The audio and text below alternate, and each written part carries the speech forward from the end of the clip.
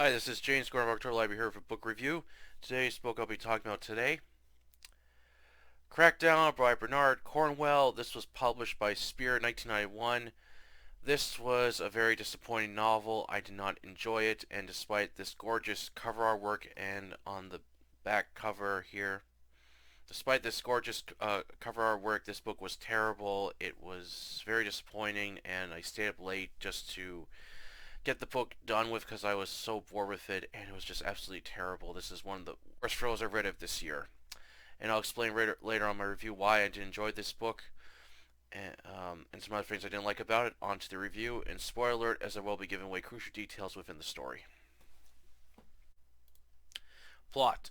While sailing out in the Bahamas, ex-Royal Marine Nick Breakspear, now working as a skipper aboard the sailing boat Wavebreaker, finds a yacht called Hirondelle that is riddled with bullet holes. Nick checks the damaged yacht to find its chart and bullet shell casings. His girlfriend Ellen protests that he shouldn't report it to the RBDF, as she doesn't want Nick getting involved with someone else's business. Nick refuses and plans to show the police what he found, believing the sunken yacht has something to do with drugs. When the chief of police shows up in a black Lincoln, Deacon is hostile towards Nick and threatens him along with Ellen to be banned from the Bahamas if he doesn't keep his mouth shut about the Hirondelle. Nick strongly believes the police are involved with this, as he doesn't want to return back to England. Nick is summoned by Matthew McIlvany, who runs a number of businesses in Miami and in the Bahamas. McIlvany is also friends with Nick's father, Thomas Breakspear, who is a beloved stage actor and got Nick the job working as a skipper. McIlvany tells him about the wrecked boat he found earlier today and confirms that the police are in fact working with drug dealers. He offers a job to take a U.S. Senator George Crownsonshield's two children, Robin, Annie, and Ricky, out for a 3-month cruise around the Caribbean. McIlvany will pay Nick a lot of money, allowing to fully repair his yacht after it was stolen and left in ruins. But Nick refuses, stating he wants to fully repair his yacht Masquerade before hurricane season, and is disgusted with McIlvany's comments about pipping Ellen. The next day, McIlvany shows up and tells Nick's crew about the offer he made. Nick still refuses, stating Sammy will gladly take McIlvany's offer, but Ellen and Festi claim they cannot work on Wavebreaker without Nick on board, but still refuses the offer.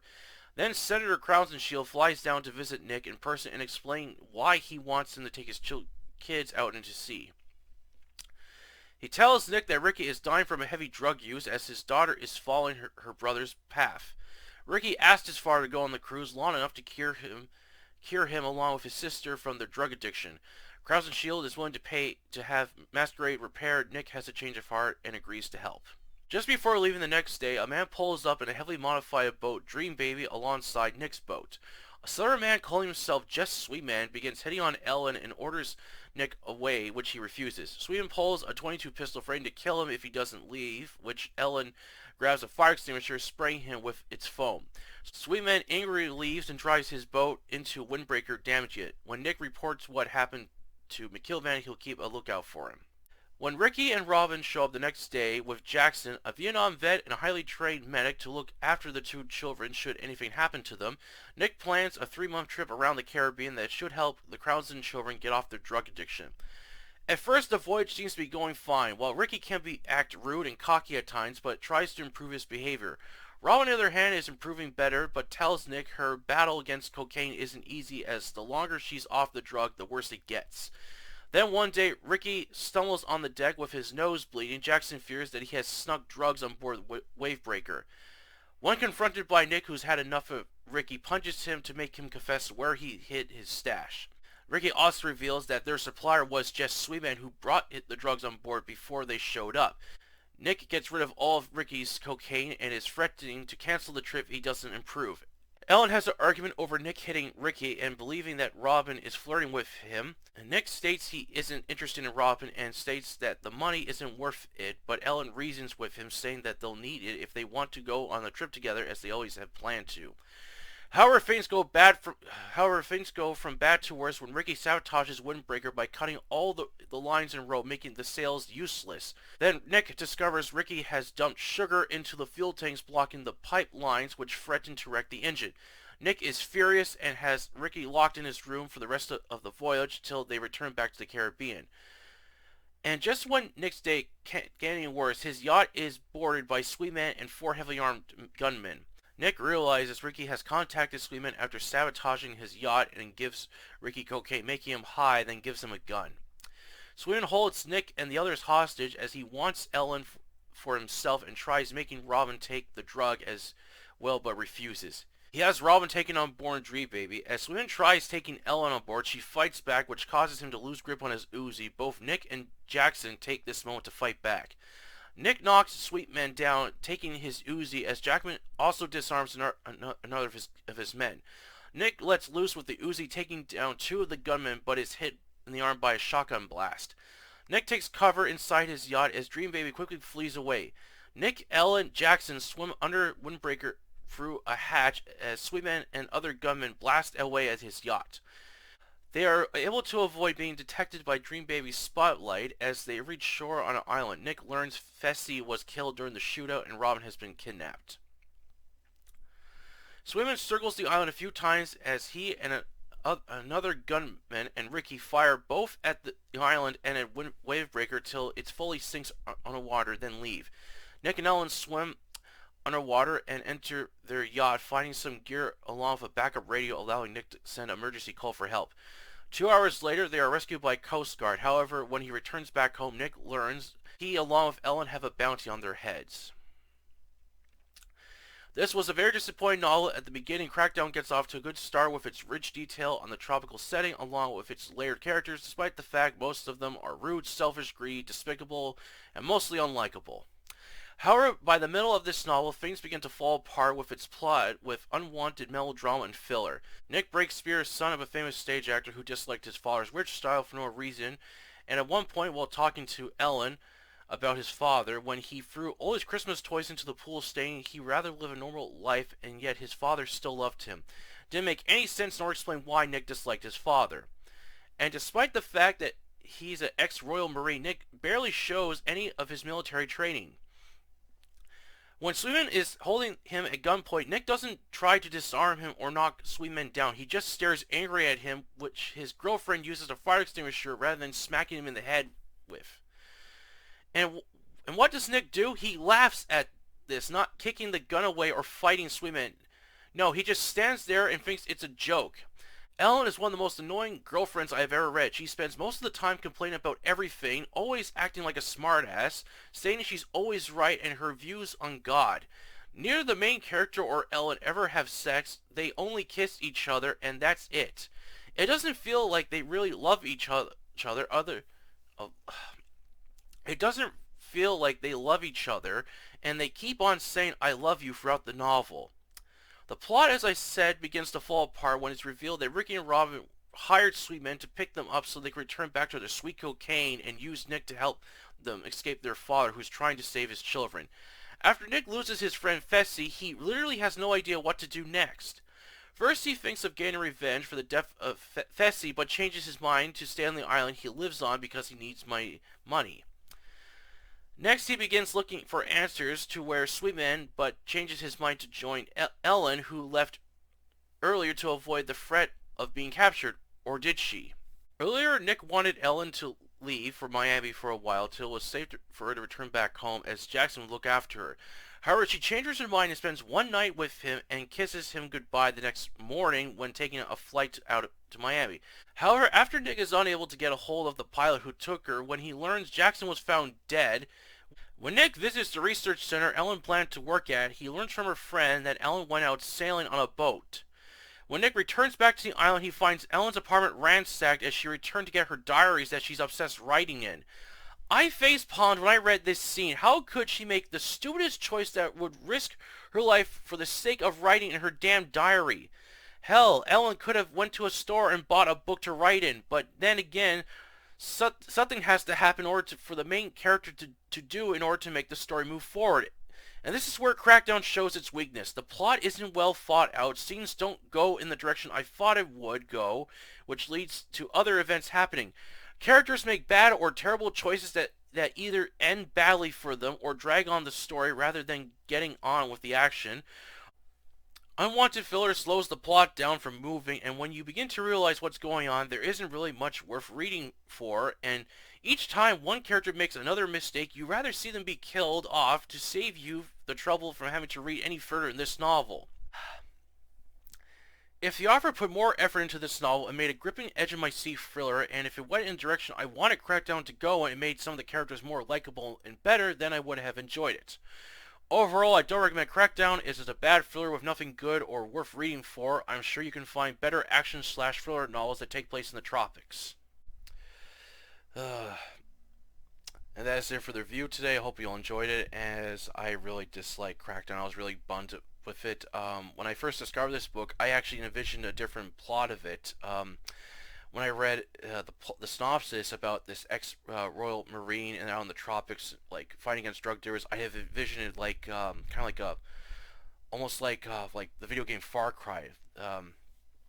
That's what I envisioned it would be like. It would be like, you know, this like action thriller that's set in the tropics about a guy taking on drug dealers and stuff with, you know, exotic weapons, lots of action. But I didn't get any of that. All I got was a really poorly constructed story with just a bunch of unlikable characters.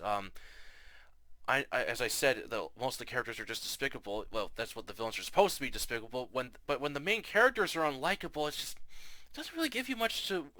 It just doesn't make the story enjoyable to read if you don't even like the main characters themselves. Like, it doesn't make it worth reading for. And as I said, I stayed up late to finish this book, and I was done with it. It was so bad. Some of the choices the characters made, I was face palming like.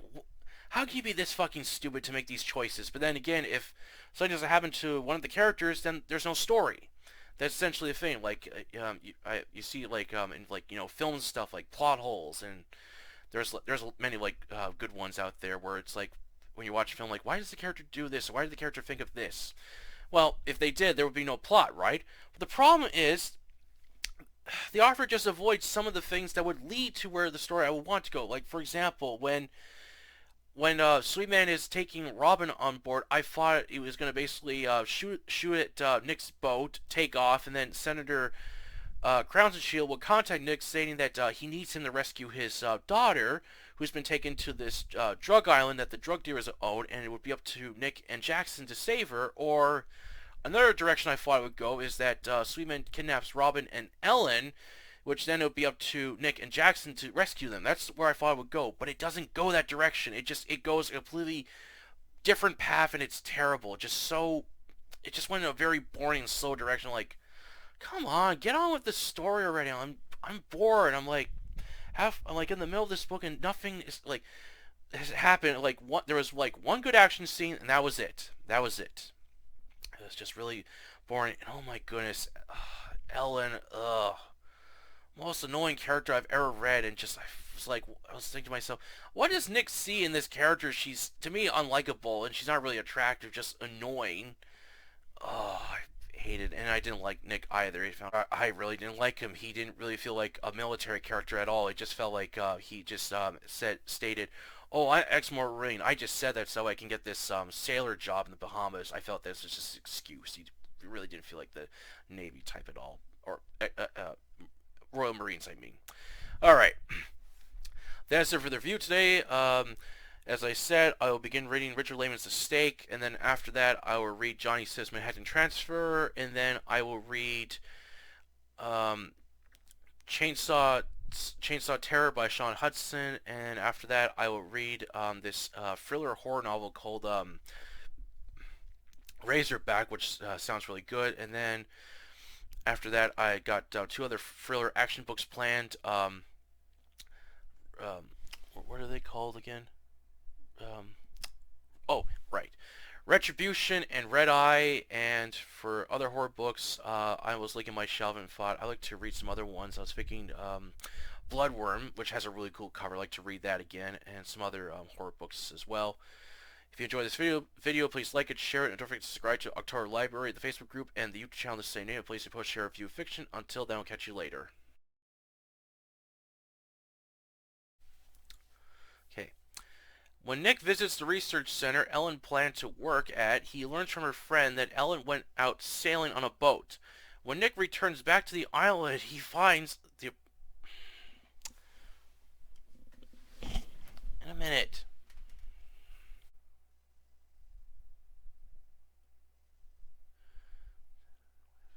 Oh wait, I said enjoyed it twice. Okay, you know what? I have to...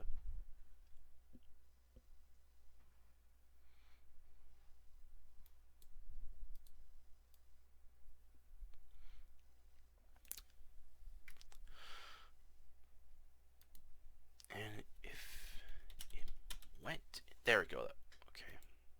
Hold on, Duke. Okay, let me do that part again.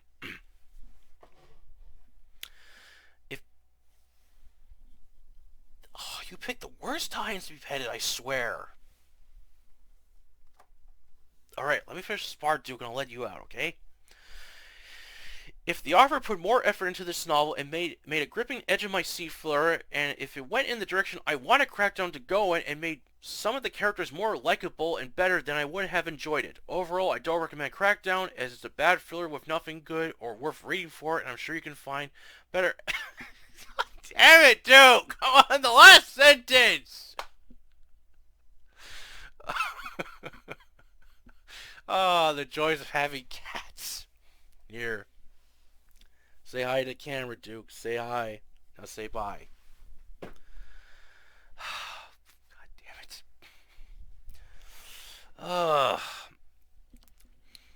Okay. Let me do this part and I'll let you out. Okay? Okay. Crackdown to go in and made some of the characters more likable and better than I would have enjoyed it.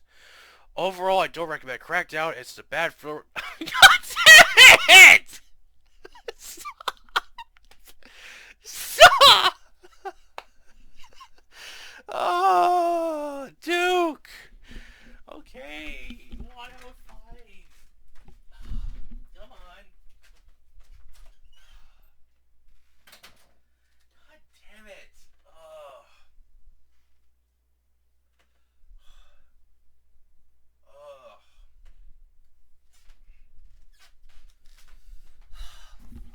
Do that again. Alright.